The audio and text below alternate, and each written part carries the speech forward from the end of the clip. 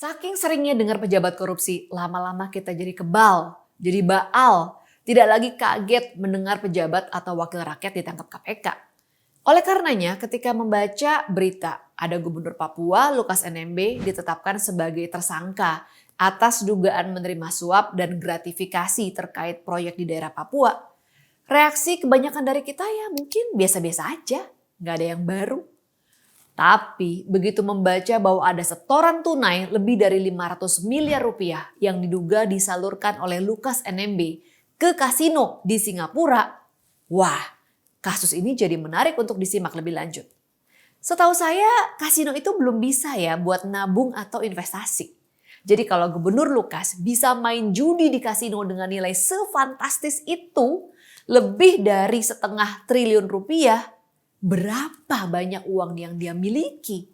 Dari mana sumber kekayaannya?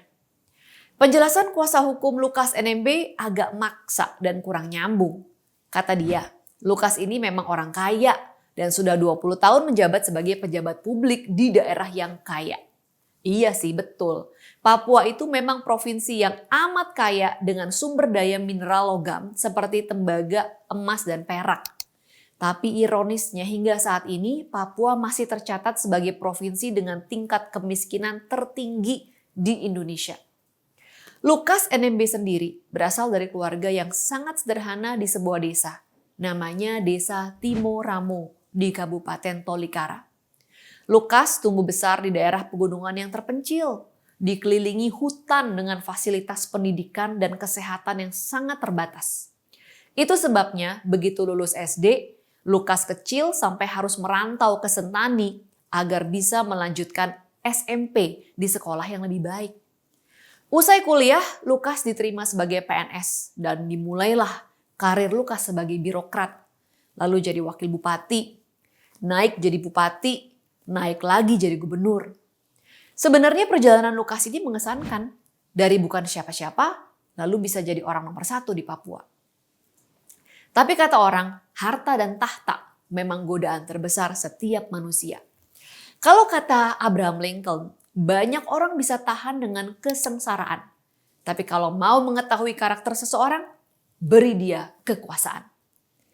Menurut peraturan pemerintah nomor 59 tahun 2000, gaji pokok gubernur itu hanya 3 juta per bulan. Lalu berdasarkan PP nomor 109 tahun 2000, negara juga menyediakan rumah jabatan, biaya pemeliharaan, dan kendaraan dinas. Masih ada lagi biaya operasional yang disesuaikan dengan pendapatan asli daerah. Nah, meski gaji pokoknya kecil, biaya penunjang operasional ini umumnya jauh lebih besar. Kalau hanya mengandalkan pendapatan sebagai kepala daerah, rasanya sulit dipercaya. Lukas NMB punya harta ratusan miliar rupiah atau bahkan lebih dari itu. Tapi Papua masih punya dana otonomi khusus. Menurut BPK, ada dugaan dana itu diselewengkan karena lemahnya pengawasan. Inilah yang kemudian membuat masyarakat menebak-nebak dari mana sumber uang Lukas itu.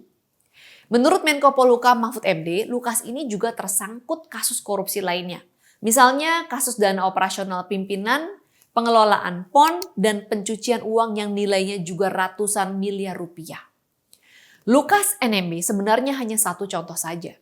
Ada banyak sekali kepala daerah dan juga anggota dewan yang ketika menjabat gaya hidupnya naik drastis.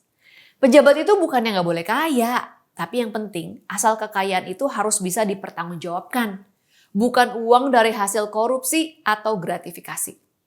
Itulah pentingnya ada aturan tentang pembuktian terbalik, yaitu para pejabat harus bisa membuktikan dari mana sumber kekayaan mereka berasal. Logikanya, kalau memang kekayaan mereka berasal dari usaha yang legal, kenapa harus takut?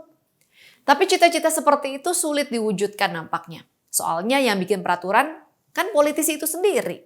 Mereka pasti nggak mau kekayaannya dikulik-kulik. Hal itulah yang terjadi pada RUU perampasan aset yang diajukan oleh Jokowi. Ide yang cemerlang itu ditolak oleh mereka.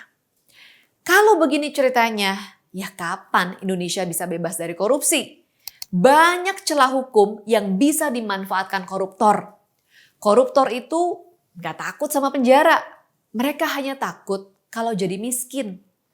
Konon kabarnya di penjara tidak sulit bagi koruptor dapat fasilitas. Setelah mereka keluar penjara, harta yang dikumpulkan dari uang korupsi itu bisa kembali dinikmati.